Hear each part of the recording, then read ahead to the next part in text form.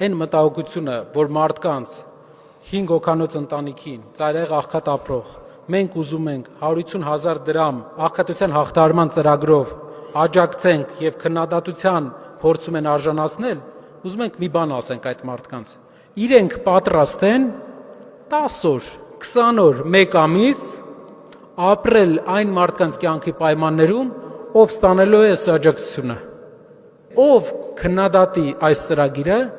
առաջարկեք 1 ամիս այդ մարդկանց կյանքով ապրել։ Կա աղքատության թակարդ, այդ մարդկանց պետք է հանենք այդ թակարդից, հնարավորություն տանք, միջոցներ տանք ոտքի կանգնելու, հետո մի քանի տարի հետո երեխաները հիմնականում բազմազավակ ընտանիքներ են, երեխաները կրթություն կստանան եւ իրենք կհանեն իրենց ընտանիքը աղքատությունից, բայց այսքան միլիոնատեր, այսքան ունևոր մարդ ունեցող մեր ազգը պետք է թույլ չտա ծայրահեղ աղքատ մարդ իր ազգի ներկայացուցիչ լինի։